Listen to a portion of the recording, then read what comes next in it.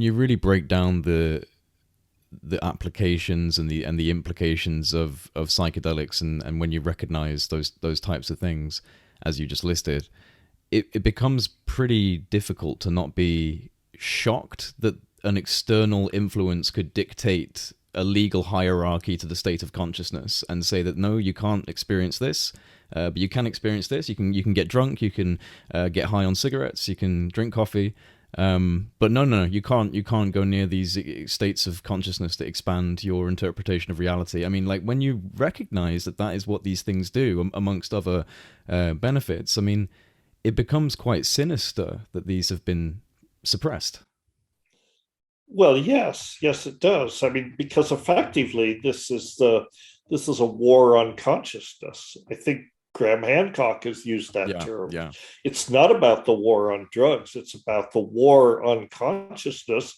And I often said, my brother said, and I repeated, but he said, it's not psychedelics are not prohibited because they're dangerous. They're prohibited because they give you dangerous ideas, and really the focus is on the ideas that come from psychedelic insights, and this has been, the current war on drugs, which is now becoming kind of, it's obviously failed totally, and maybe we're moving beyond that now, and society is getting more open. But it seems to me that religion, for at least since the Judeo-Christian religions have been, one of their major agenda is to suppress this kind of inquiry because it's inconvenient. I mean, the whole stance is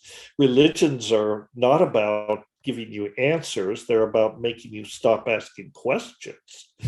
you know Exactly. that's Exactly. really what it is. It's like, here's a set of doctrines, a set of beliefs, you just have to accept that, stop asking all these pesky questions, toe the line, and you'll Oh, be and much and happier. by the way, give us some money. Oh, and give us some money. Yes, right. So that's, I think religions are very toxic and dangerous in this sense, and the governmental prohibition of these psychedelics is just an extension of that, basically. The war on drugs has Yeah. been going on for a long, long time.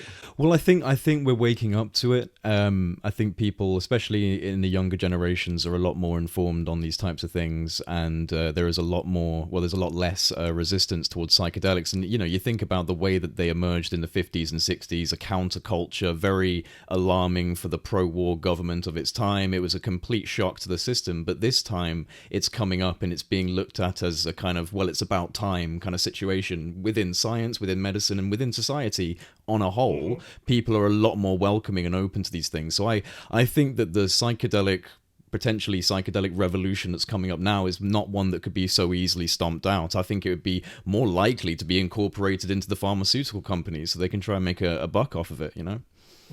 Well, they're already doing that, and that of course that's a two-edged sword as well. Mm-hmm. But Mm-hmm. I think that I think that there's maybe, as our society matures and gets used to the idea of psychedelics, I think there are a couple of tracks that this is going to unfold in, and one is the medical clinical application of these things, and that's what the big pharma is interested in, and so on. And there are plenty of opportunities for greed and, all of those things to kind of poison the waters there. But at the same time, I think, I mean, one of the issues is that as the clinical use of psychedelics becomes accepted, this may be something that only elites can afford. If you want a clinical psychedelic psilocybin session, you have to go to a clinic and pay 30 grand, and then you can get it. And some can afford that. And I would say that's fine if they can afford it. That's out of most people's reach. So I'm very encouraged by the also the other side of this, which is many people would prefer to use natural medicines, and we should look to changing the regulatory environment so that that's possible. I fundamentally believe that no plant, no organism should be illegal or criminalized or whatever. I just, the very idea is appalling. We are just one of millions of species on this planet. What gives us the right to declare Yeah. some other species anathema and prohibited? So we need to change the regulatory viewpoint. And if these plants, fungi, and so on are decriminalized to a point where people can use them, then I think what you're going to see is there is already an existing infrastructure for creating therapeutic environments that are resemble indigenous practices more than clinical practices. I mean, ritual and this sort of thing, very important. And I think this could be tremendously beneficial for society if every community or had a place you could go that would provide these types of therapies, maybe in conjunction with other types of Oh, absolutely. spiritual practices, yoga or whatever, massage, nutritional Mm. counseling, you name it, the whole spectrum of sort of, alternative health practice. And psychedelics could be just one thing on the menu.